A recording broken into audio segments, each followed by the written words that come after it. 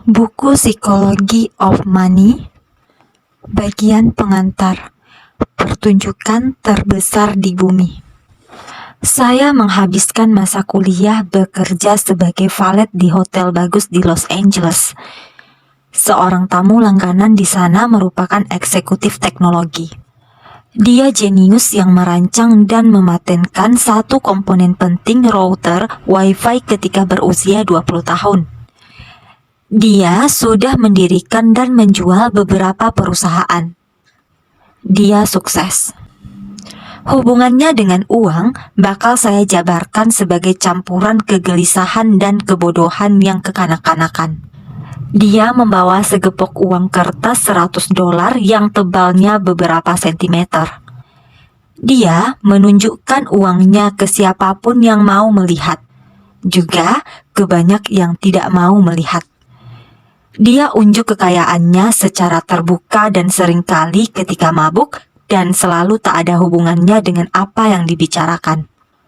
Suatu hari, dia memberi uang tunai beberapa ribu dolar kepada salah seorang kolega dan berkata, "Pergi ke toko perhiasan sana, belikan beberapa koin emas $1.000. Sejam kemudian, sambil membawa koin-koin emas itu, si eksekutif teknologi dan kawan-kawannya berkumpul di dermaga di Samudra Pasifik. Kemudian mereka melempar koin-koin itu ke laut, berusaha membuatnya memantul-mantul di permukaan air, tertawa-tawa selagi meributkan siapa yang melempar paling jauh. Hanya demi kesenangan. Beberapa hari kemudian, dia memecahkan lampu di restoran hotel. Manajer memberitahu dia bahwa lampu itu berharga $500 dan dia harus menggantinya. "Kamu mau $500? Tanya si eksekutif dengan cuek, sambil mengambil segepok uang dari kantong lalu memberikannya ke si manajer. "Nih, $5.000. Sekarang minggat sana, jangan pernah hina aku seperti ini lagi." Boleh jadi Anda bertanya-tanya berapa lama kelakuan seperti itu bertahan, dan jawabannya tidak lama. Saya mengetahui bertahun-tahun kemudian bahwa dia akhirnya bangkrut. Premis buku ini adalah bahwa mengelola uang dengan baik tidak ada hubungannya dengan kecerdasan Anda dan lebih banyak berhubungan dengan perilaku Anda. Dan perilaku sukar diajarkan, bahkan kepada orang-orang yang sangat cerdas. Seorang jenius yang kehilangan kendali atas emosinya bisa mengalami bencana keuangan. Sebaliknya juga bisa. Orang biasa tanpa pendidikan finansial bisa kaya jika mereka punya sejumlah keahlian terkait perilaku yang tak berhubungan dengan ukuran kecerdasan formal. Entry Wikipedia kesukaan saya diawali dengan Ronald James. Reed merupakan seorang filantropis, investor, petugas kebersihan, dan penjaga pom bensin asal Amerika. Ronald Reed lahir di pedesaan Vermont. Dia orang pertama di keluarganya yang lulus SMA, dan itu lebih mengesankan karena dia harus minta tumpangan di mobil orang untuk pergi ke sekolah setiap harinya. Mereka yang mengenal Ronald Reed tidak banyak menceritakan hal lain. Kehidupannya sangat bersahaja. Reed memperbaiki mobil di pom bensin selama 25 tahun dan menyapu lantai JCPenney selama 17 tahun. Dia membeli rumah 2 kamar seharga $12.000 dan hidup di sana sampai meninggal. Dia ditinggal mati istrinya ketika berusia 50 dan tak pernah menikah lagi. Seorang kawan mengenang bahwa hobi utamanya adalah memotong kayu bakar. Reed meninggal pada tahun 2014 dengan umur 92. Barulah si petugas kebersihan bersahaja dari desa masuk berita internasional. Tahun 2014, 2.813.503 orang Amerika meninggal. Tak sampai 4.000 punya harta di atas $8 juta ketika meninggal. Ronald Reed adalah salah satunya. Di surat wasiatnya, sang mantan petugas kebersihan mewariskan 2 juta dolar kepada anak-anak tirinya dan 6 juta dolar lebih kepada rumah sakit dan perpustakaan setempat. Mereka yang mengenal Reed kaget, dari mana dia dapat uang sebanyak itu. Ternyata tak ada rahasianya, tak ada kemenangan lotre atau warisan besar. Reed menabung berapapun yang bisa dia tabung dan menginvestasikannya di salah satu blue chip. Dia kemudian menunggu sampai puluhan tahun selagi tabungan kecil berlipat-lipat menjadi 8 juta dolar lebih. Itu saja, dari petugas kebersihan ke filantropis. Beberapa bulan sebelum Ronald Reed meninggal, laki-laki lain yang bernama Richard masuk berita. Richard Fuscon sangat berbeda dengan Ronald Reed. Fuscon, eksekutif Merrill Lynch, lulusan Harvard bergelar MBA. Berkarir begitu sukses di bidang keuangan sehingga bisa pensiun pada umur 40 tahunan untuk menjadi filantropis. Mantan CEO Merrill Lynch, David Komensky, memuji keahlian bisnis, kepemimpinan, pertimbangan bagus, dan integritas pribadi Fuscon. Majalah bisnis Claims pernah memasukkan dia di satu daftar pebisnis sukses 40 di bawah 40. Kemudian, seperti si eksekutif teknologi pembuang koin emas, segalanya buyar.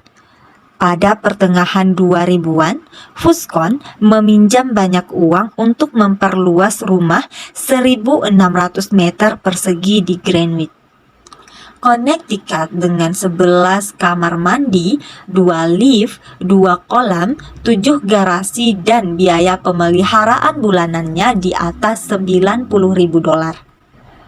Kemudian krisis keuangan 2008 melanda. Krisis itu menghajar keuangan hampir semua orang.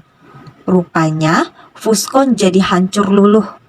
Hutang besar dan aset tak likuid membuatnya bangkrut. Sekarang, saya tak punya pendapatan, katanya ke hakim perkara kebangkrutan pada tahun 2008. Pertama, rumahnya di Palm Beach disita. Pada 2014, giliran rumah mewahnya di Greenwich. 5 bulan sebelum Ronald Reed mewariskan hartanya untuk derma, rumah Richard Fuscon, di mana para tamu mengingat asyiknya makan dan dansa di atas atap, transparan kolam renang dan ruang, dijual dalam lelang barang sitaan dengan nilai 75% taksiran perusahaan asuransi. Ronald Reed sabar, Richard Fuscon tamak. Itu saja yang membuat perbedaan besar. Pendidikan dan pengalaman keduanya tak berpengaruh. Pelajarannya di sini bukanlah supaya kita lebih meniru Ronald dan jangan seperti Richard, walau itu bukan nasihat buruk. Yang menarik di cerita-cerita itu adalah karena hanya terjadi di bidang keuangan. Dalam bidang apalagi, seseorang tanpa gelar sarjana, pelatihan, latar belakang, pengalaman formal, dan koneksi bisa mengalahkan seseorang dengan pendidikan, pelatihan, dan koneksi terbaik. Saya kesulitan mencarinya. Mustahil memikirkan cerita orang seperti Ronald Reed melakukan transplantasi jantung lebih baik daripada dokter bedah lulusan Harvard, atau merancang gedung pencakar langit lebih hebat dari arsitek terhebat. Tidak ada cerita petugas kebersihan mengalahkan insinyur nuklir top dunia. Mengelola uang dengan baik tidak ada hubungannya dengan kecerdasan Anda dan lebih banyak berhubungan dengan perilaku Anda.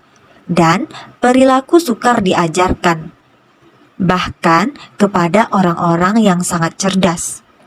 Namun, cerita-cerita semacam itu terjadi di dunia investasi. Fakta bahwa Ronald Reed bisa ada bersama Richard Fuscon punya 2 penjelasan. 1. Hasil finansial ditentukan nasib, tidak berhubungan dengan kecerdasan dan usaha.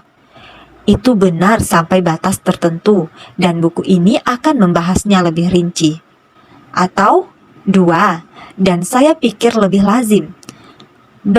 Keberhasilan finansial bukan sains keras, melainkan keahlian lunak atau soft skill, di mana perilaku Anda lebih penting daripada pengetahuan Anda.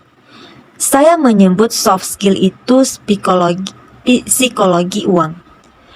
Tujuan buku ini adalah menggunakan cerita-cerita pendek untuk meyakinkan Anda bahwa keahlian lunak lebih penting daripada segi teknis uang. Saya akan melakukannya dalam cara yang bakal membantu semua orang, dari Reid sampai ke Fuscon, dan semua di antaranya membuat keputusan finansial lebih baik. Keahlian-keahlian itu sekarang saya sadari sangat kurang diapresiasi. Keuangan lebih banyak diajarkan sebagai bidang berbasis matematika, di mana kita memasukkan data ke rumus dan rumus memberitahu kita apa yang harus dilakukan dan berasumsi kita akan melakukannya. Itu berlaku di keuangan pribadi, di mana Anda diberitahu agar memiliki dana darurat untuk 6 bulan dan menabung 10% gaji. Itu berlaku di investasi, di mana kita tahu kolerasi sejarah antara suku bunga dan valuasi. Itu juga berlaku di keuangan korporat, di mana para CPO bisa mengukur biaya kapital dan dengan tepat. Bukannya semua itu buruk atau keliru, namun mengetahui apa yang harus dilakukan tidak memberitahukan apa yang terjadi dalam kepala Anda ketika Anda mencoba melakukannya. 2 topik berdampak ke semua orang, baik Anda tertarik dengannya atau tidak, yaitu kesehatan dan uang. Industri perawatan kesehatan adalah kemenangan sains modern yang membuat harapan hidup naik di seantero dunia. Temuan-temuan sains telah menggantikan gagasan-gagasan lama para dokter mengenai cara kerja tubuh manusia, dan hampir semua orang jadi lebih sehat karenanya. Industri uang, investasi, keuangan pribadi, perencanaan bisnis, lain ceritanya. Bidang keuangan telah meraup orang-orang paling cerdas dari universitas-universitas top dalam dalam 2 dasawarsa terakhir. Rekayasa keuangan adalah jurusan paling populer di sekolah di fakultas rekayasa. 1 dasawarsa lalu adalah bukti bahwa itu sudah membuat kita menjadi investor yang lebih baik. Adakah bukti bahwa itu sudah membuat kita menjadi investor yang lebih baik? Saya belum melihatnya. Melalui coba-coba bersama, selama bertahun-tahun kita belajar cara menjadi petani yang lebih hebat, tukang ledeng yang lebih terampil, dan ahli kimia yang lebih canggih. Namun, apa coba-coba sudah mengajari kita menjadi lebih baik dalam keuangan pribadi? Apa lebih kecil kemungkinan kita menjerat utang, atau lebih mungkin menabung untuk persiapan masa yang sulit? Mempersiapkan masa pensiun? Punya pandangan realistis mengenai apa yang dilakukan dan tak dilakukan uang kepada kebahagiaan kita.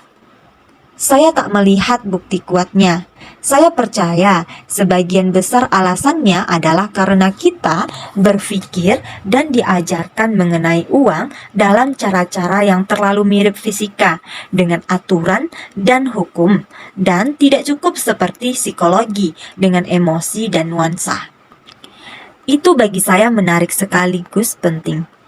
Uang ada di mana-mana, mempengaruhi kita semua dan membingungkan sebagian besar kita. Semua orang memikirkannya